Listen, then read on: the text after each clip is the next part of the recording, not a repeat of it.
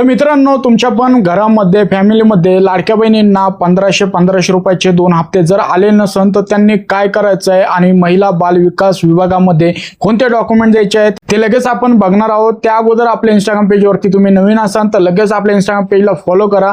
YouTube चॅनलवरती हा video जर बघत असाल तर YouTube चॅनलला पण सबस्क्राइब करून ठेवा।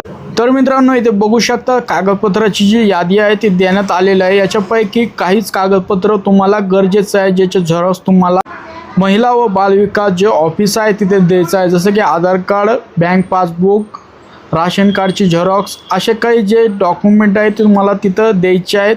आणि कार्यालयात गेल्यावरती तुम्हाला काय सांगायचं आहे संपूर्ण माहिती इथं देण्यात आलेलं आहे। याचा स्क्रीनशॉट काढून घ्या आणि त्याच्यानंतर महत्त्वाचे खालचे ते 3 पॉईंट तुम्ही लक्षात ठेवायचे, तरच तुमचे जे पैसे आहे ते चालू होतील।